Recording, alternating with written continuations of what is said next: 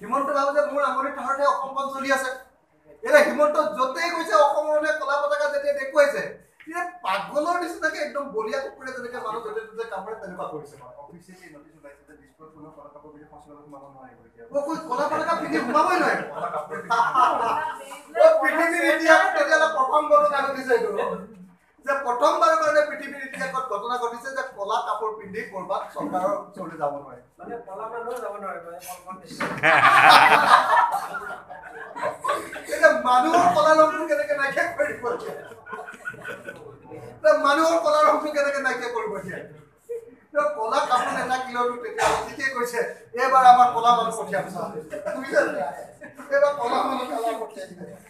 হিমন্ত পাগল হৈ গৈছে সৰ্বানন্দ পাগল হৈ গৈছে পৃথিৱীৰ ইতিহাসত চাগে এনেকুৱা ঘটনা ঘটিছে যে কলা কাপোৰ পিন্ধি বিধানসভাত সোমাব নোৱাৰিব জনতা ভৱনত সোমাব নোৱাৰিব প্ৰতিনিধিৰ ওচৰলৈ যাব নোৱাৰিব এই ঘটনা ডাঙৰ কথা কিন্তু তেতিয়াহ'লে আপোনালোকক কলা কেমেৰাটো লৈ সোমাবলৈ নিদিব নেকি কাৰণ সাংবাদিকসকলৰতো হেৰি হৈছে কিন্তু কলা জোতাও আছে গোটেই সেইটো মনত থকা ভাল তেওঁলোকে কিমান ভয় খাইছে আপোনালোকে চাওক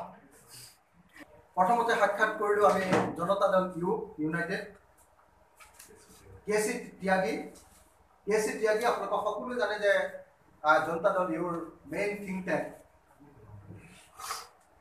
আৰু কেচি ত্যাগীৰ লগত আমাৰ কথা ফাইনেল হৈ গৈছে সেইটো হ'ল যে জনতা দল ইউৱে ৰাজ্যসভাত নাগৰিকত্ব সংশোধনী বিধেয়কৰ বিৰুদ্ধে আটাইকেইজন সদস্যই ভোটদান কৰিব অসমত তেওঁলোকে 28 আৰু 29 তাৰিখৰ দিনা জনতা দল ইউৰ পৰা এটা ডাঙৰ টিম অসমলৈ আহিব আৰু ৰাজহুৱাকে তেওঁলোকে আহি অসমবাসীক এই কথাটো দিব 28 আৰু 29 তেওঁলোকে আহিব জনতা দল ইউৰ আমি তেওঁলোকক আমিও আদৰণি জনাম আৰু এনেকুৱা নহয় যে আমিয়ে আদৰণি জনাম চবকে আমি আহ্বান জনাইছোঁ প্ৰদৰ্শন ছাত্ৰ সন্থাকো আহ্বান জনাইছোঁ অন্যান্য জাতীয় সংগঠনবিলাককো আমি আহ্বান জনাইছোঁ যে তেওঁলোকক সকলোৱে আদৰণি জনাব লাগে 28 আৰু 29 তেওঁলোকৰ প্ৰতিনিধিয়ে অসম ভ্ৰমণ কৰিব অকল চিটিজেনশ্বিপ এমেণ্ডমেণ্ট বিলক 1 number 2 number RJD Lalu Prasad যাদৱৰ আৰজেডি পাৰ্টিৰ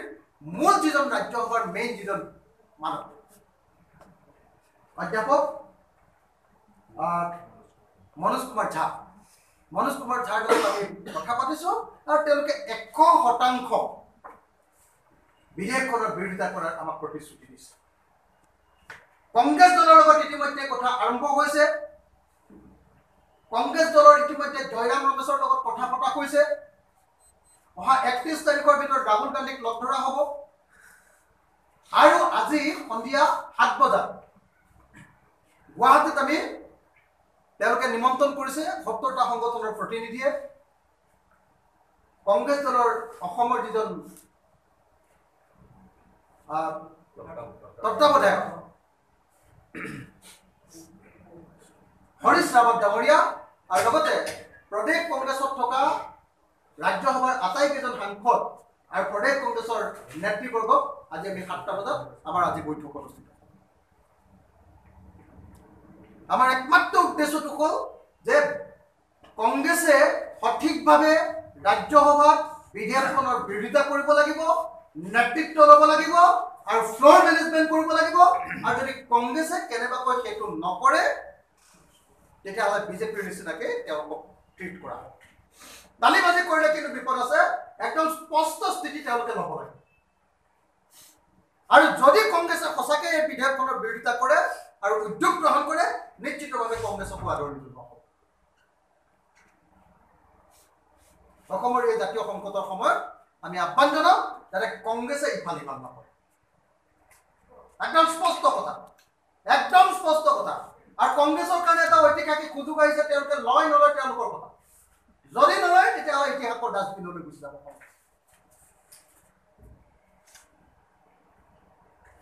আমি ইতিমধ্যে অসম গণ পৰিষদৰ লগতো আলোচনা কৰিছোঁ আপোনালোকে সকলোৱে জানে অসম গণ পৰিষদৰ লগত তেওঁলোকে যিমান কাৰ্যসূচী লয় তেওঁলোকৰ প্ৰতি আমাৰ সমৰ্থন আছে কালি আমি যোগদান কৰিছোঁ তেওঁলোকৰ আন্দোলনত ভৱিষ্যতে যোগদান কৰিম আমাৰ আন্দোলনতো যোগদান কৰক আৰু প্ৰয়োজন সাপেক্ষে অসম গণ পৰিষদৰ লগত আমি ঐক্যবদ্ধ সংগ্ৰাম কৰিব প্ৰয়োজন সাপেক্ষে কালি সেই কথা কোৱাৰ পাছত আচলতে কেছ হ'ব লাগে 120A 120B 34 IPCৰ অধীনত এই মানুহজনৰ ওপৰত সাম্প্ৰদায়িক সংঘাত লগাবৰ কাৰণে ভাতৃঘাতী সংঘাত লগাব লগোৱাৰ কাৰণে এই মানুহজনৰ ওপৰত আচলতে ইমিডিয়েটলি তেওঁৰ ওপৰত জাতিদ্ৰোহ কৰিছে তেওঁ ৰাষ্ট্ৰদ্ৰোহ কৰিছে তেওঁ সংবিধানক অৱমাননা কৰিছে তেওঁ গতিকে তেওঁৰ ওপৰত 1013 NSA এই আটাইবিলাক তেওঁৰ ওপৰত আচলতে লগাব লাগে 1013 টো আছিলে আপোনালোকে জানে এই মানুহটোকতো আপোনালোকে সকলোৱে জানে যে এই মানুহটোক অন্তবাক পিন্ধাই পুলিচে কেনেকুৱা পিটন দিছিলে পইচা তুলিবলৈ যোৱাৰ কাৰণে এক্সপ্ল'ৰছন পইচা দাবী ধন দাবী আপোনালোকে সকলোৱে জানে যে মানুহজন এই আমাৰ উজান বজাৰৰ শৰ্মা মানৱেন্দ্ৰ শৰ্মাৰ হত্যাৰ ওচৰত তেওঁ কেনেকুৱা পিটন খাইছিল আণ্ডাৰৱেৰ খুলি পিটন খাইছিল তেওঁ গোটেই মানে চিডি নাইকিয়া কৰি দিয়া মানুহ কেছ ডায়েৰী থানাৰ পৰা কোৰ্টৰ পৰা নাইকিয়া কৰি দি এতিয়া সেই হিমন্ত বিশ্ব শৰ্মাই দেশভক্তিৰ তেওঁ নমুনা দেখুৱাব আমাৰ কথাটো স্পষ্ট যে এজন সংবাদকৰ্মীকো যদি চৰকাৰে এনেকুৱা ব্যৱহাৰ কৰে চৰকাৰক কেতিয়াও সহ্য কৰা নহ'ব অনতি বিলম্বে সৰ্বানন্দ সোণোৱাল আৰু হিমন্ত বিশ্ব শৰ্মাক সন্মানীয় অজিত ভূঞা ডাঙৰীয়া আৰু সন্মানীয় নিতুমণি শইকীয়া ডাঙৰীয়াক কৰা অপমানৰ কাৰণে ক্ষমা খুজিবৰ কাৰণে আমি আকৌ দাবী জনাইছো আৰু আকৌ এবাৰ ঘোষণা কৰিছো যে অহা 28 আৰু 29 তাৰিখ আমি বিধানসভাত বিক্ষোভ কাৰ্যসূচী ৰূপায়ণ কৰিম 28 আৰু 29ত কাৰণ বিধায়কবিলাকক এৰি দিব নোৱাৰে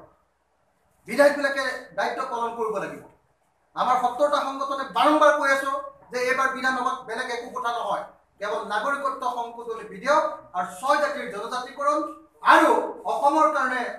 সাংবিধানিক ৰক্ষা কৱচৰ কথাকে আলোচনা হ'ব লাগে বাৰম্বাৰ আমি ঠক খাই থাকিব নোৱাৰো এইবাৰ বিধানসভাত অন্য কোনো কথা আলোচনা হ'ব নালাগে এইবাৰ বিধানসভাত কেৱল এটা বিষয় মানে একেলগতে তিনিটাকে এটা বুলি কৈছো এটা হ'ল নাগৰিকত্ব সংশোধনী বিধেয়ক বাতিল কৰা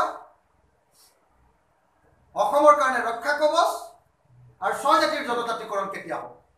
কেৱল সেই বিষয়ৰ ওপৰত বিশেষ অধিৱেশন হ'ব লাগে তাৰ বাহিৰে বিধানসভাত কোনো বিষয় আলোচনা হ'ব নালাগে এই কথাটো ক'বৰ কাৰণে আমি 28 আৰু 29 তাৰিখৰ দিনা বিক্ষোভ কাৰ্যসূচী ৰূপায়ণ কৰিম মই 70টা সংগঠনৰ নেতৃবৰ্গক আহ্বান জনাইছো আৰু অসমবাসী ৰাইজক আহ্বান জনাইছো বিধানসভাৰ সদস্যবিলাকক যিবিলাকে ইমান দিন MLA কৈ আমাৰ নামত দৰমহা খাই আছে আমাৰ নামত নেতাগিৰি কৰি আছে প্ৰত্যেকজন বিধায়কক আমি জবাবদিহি কৰিব লাগিব আৰু জবাবদিহি কৰি এই বিপদৰ সময়ত কোন কাৰ লগত থাকিব এইটো স্পষ্ট কৰি দিব লাগিব আৰু শেষত এটা খবৰ জনাও